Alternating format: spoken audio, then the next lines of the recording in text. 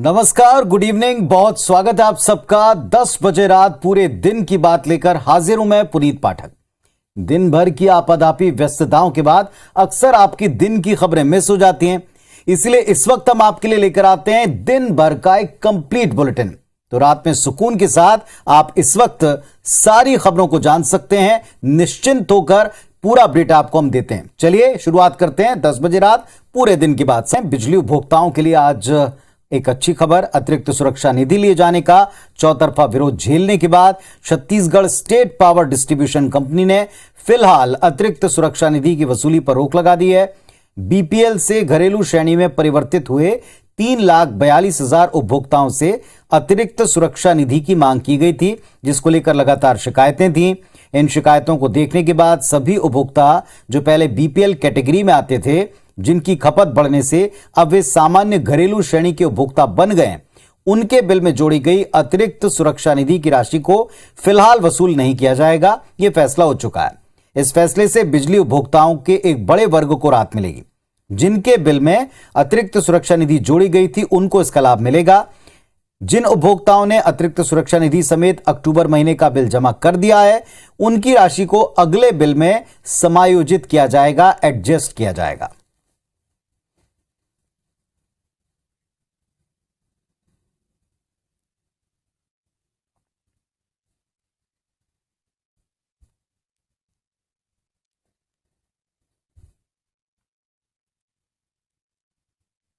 तो इसके बीच में पंप स्टोरेज जो प्लांट है, जो फ्यूचर में आने वाला है, तो 5 जगह में उन्हें डीपीआर उनको बनाना है।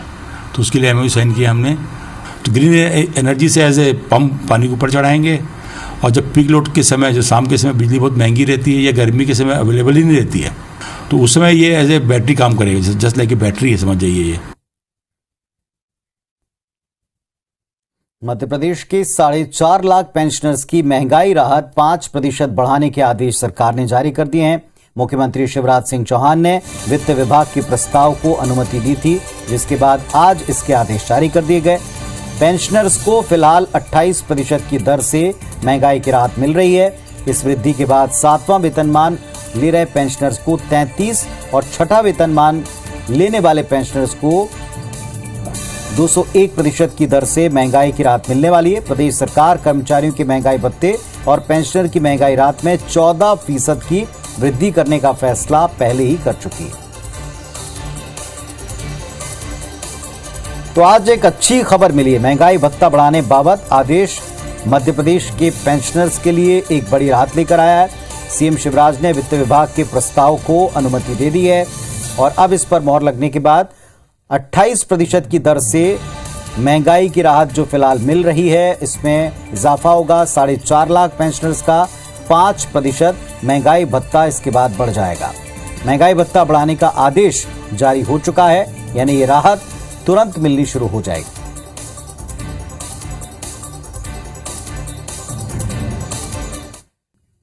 तो आज के दिन की बड़ी खबरों में एक बड़ी खबर यह भी है कि कल छत्तीसगढ़ में विशेष सत्र होगा। छत्तीसगढ़ में आरक्षण को लेकर के सरकार ने 1 और 2 दिसंबर को विधानसभा का विशेष सत्र बुलवाया है, जिसमें एक ऐसा विधेयक आना है जिसका इंतजार आदिवासी वर्ग कर रहा है। भाजपा की गलती को सुधारना ये सरकार चाहती है और इसी का दावा करती है, जिसको लेकर सत्र है। आदिवासी आरक्षण को लेकर छत्तीसगढ़ विधानसभा का 2 दिवसीय विशेष सत्र कल से शुरू होगा। सत्र के पहले दिन दिवंगत मनोज मंडावी को श्रद्धांजलि दी जाएगी, जिसके बाद सत्र की कार्रवाई अगले दिन तक के लिए स्थगित होगी। 2 दिसंबर को आरक्षण के मुद्दे पर सरकार विधेयक लाएगी, जिस पर चर्चा होगी। अनुपूरक बजट भी रखा जाएगा। आरक्षण को लेकर बुलाए गए इस विशेष सत्र को लेकर सत्ता पक्ष और विपक्ष के बीच आरोप प्रत्यारोप का दौर चल रहा है।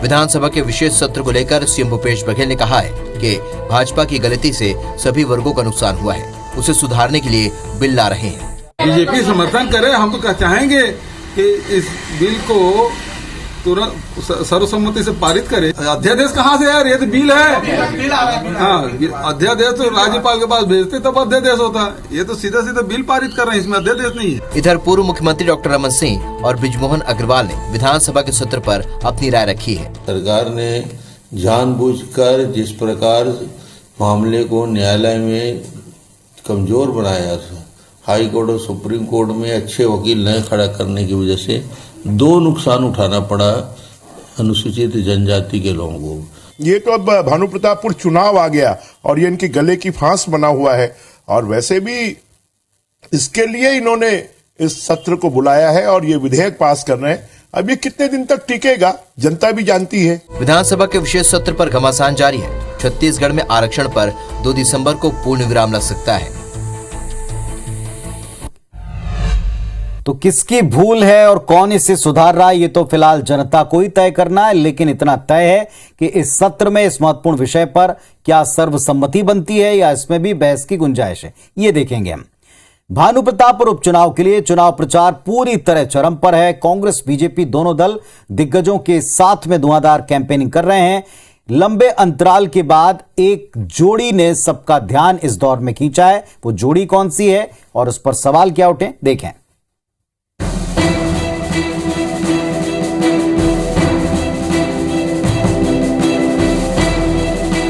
भानु प्रतापपुर उपचुनाव में जीत के लिए सीएम भूपेश बघेल और मंत्री टीएस सिंहदेव की जोड़ी एक बार फिर साथ नजर आई। छत्तीसगढ़ के दोनों कद्दावर नेता एक साथ एक ही हेलीकॉप्टर पर सवार होकर रायपुर से भानु प्रतापपुर गए और एक मंच पर एक स्वर में भाजपा पर हमला बोला। इस मौके पर दोनों नेताओं ने कांग्रेस प्रत्याशी सावित्री मंडावी के लिए वोट की अपील की और पिछली भाजपा सरकार को जमकर कोसा। हमारा भारतीय जनता पार्टी सरकार के बरोबर लबारी नहीं मारे। रमन सिंह 15 साल ले केवल ठगे कूदा करे, ब्रिजमोहन अग्रवाल ठगे कूदा करे, किसान ल ठगे, महिला मन ल ठगे, नौजवान मन ल ठगे, आदिवासी मन ल ठगे, कोई ऐसे नहीं बाँचे और नहीं ठगे। और हम कह रहे हैं हमारे सरकार आई जमाना ऋण माफी करवो, 2500 रुपया देवो, सबके ऋण माफी हो, सब 2500 रुपया मिली कि नहीं मिली पहली साल। कांग्रेस पार्टी के उम्मीदवार को चुनाव में भरपूर बहुमत से जिताकर आप लोग रायपुर भेजेंगे। सारी चीजें उसके साथ उसके बाद अपने आप जगह में बैठेंगी। इधर भाजपा भी भितरघात और अंतर कलह के आरोपों से जूझ ही रही थी कि कांग्रेस की एकजुटता की तस्वीरें आना उसे बिल्कुल भी रास नहीं आया।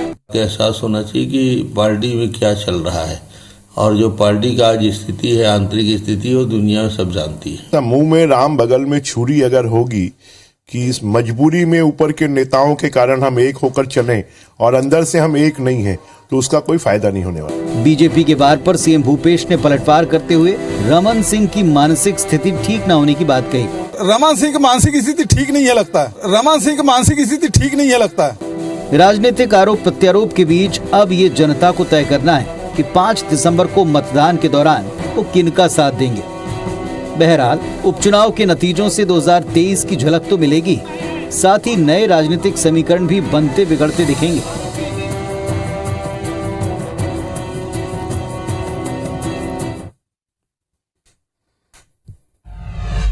तो अब ये भारतीय जनता पार्टी की घबराहट है, उसकी रणनीति है, ये देखना होगा। लेकिन इस जोड़ी का असर कहां तक रहता है और कब तक कायम रहता है, ये कांग्रेस पार्टी के लिए भी एक बड़ा सवाल। इधर राहुल गांधी की भारत जोड़ो यात्रा मध्य प्रदेश के उज्जैन से आगे नहीं बढ़ी। पदयात्रा पर आज ब्रेक रहा। ब्रेक के बाद कल सुबह पदयात्रा फिर शुरू होगी, आगर मालवा जिले की तरफ बढ़ेगी। महाकाल की नगरी को लेकर यह मान्यता है कि यहां रात में कोई बड़ा नेता नहीं रुकता। राहुल गांधी ने भी इस मिथक को नहीं तोड़ा है। उनके काफिले ने उज्जैन की सीमा से बाहर सुरासा में अपना पड़ाव डाला।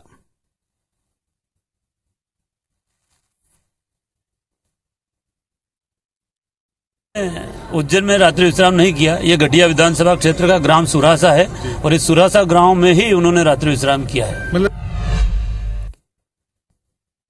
और अब आज इंदौर को लेकर एक टिप्पणी, इंदौर वासियों को लेकर टिप्पणी, इंदौर में बाहर से आने वाले रहने वालों को लेकर एक टिप्पणी। इंदौर में नाइट कल्चर बढ़ रहा है, इसमें कोई शक नहीं। कई वायरल वीडियो इसके हमने देखे जो सवाल उठाते हैं। लेकिन इनके बीच में सुप्रसिद्ध कथावाचक प्रदीप मिश्रा ने एक ऐसा बयान दे दिया जो एक बड़े वर्ग को नाराज कर सकता है। सुनिए।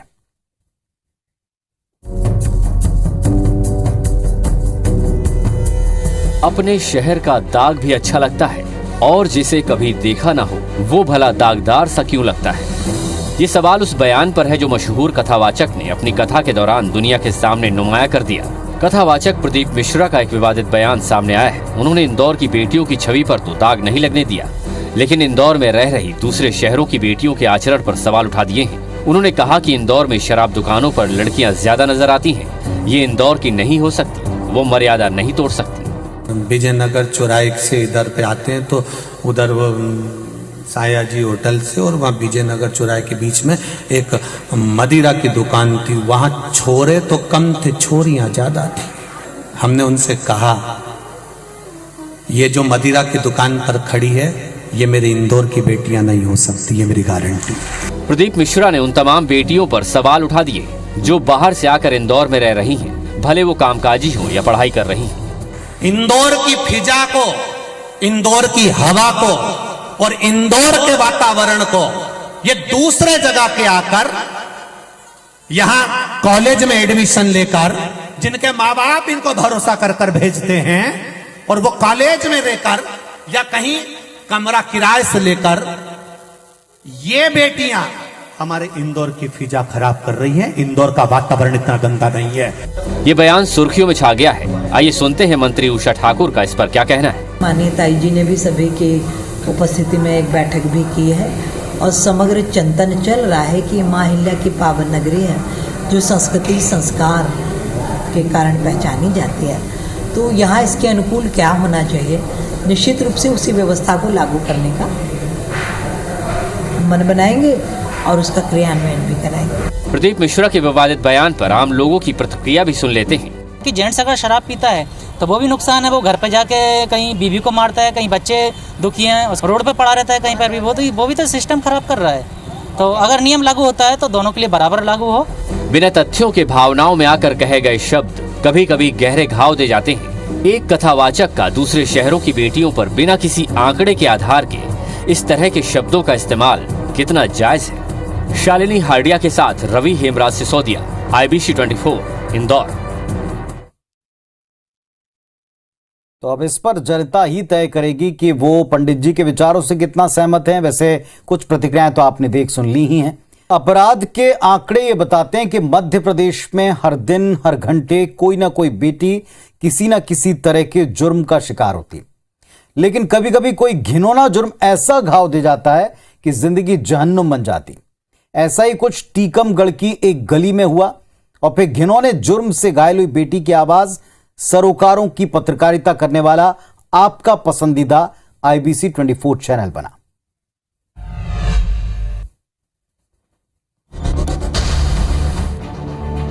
टीकमगढ़ के नंदेश्वर कॉलोनी में कल हुई वारदात ने शहर की हर बेटी को डरा दिया। दरअसल कल जो CCTV फुटेज सामने आया था उसमें बाइक सवार एक आरोपी ने एक 10वीं कक्षा के नाबालिग के साथ सुनसान गली में छेड़छाड़ करता दिखा।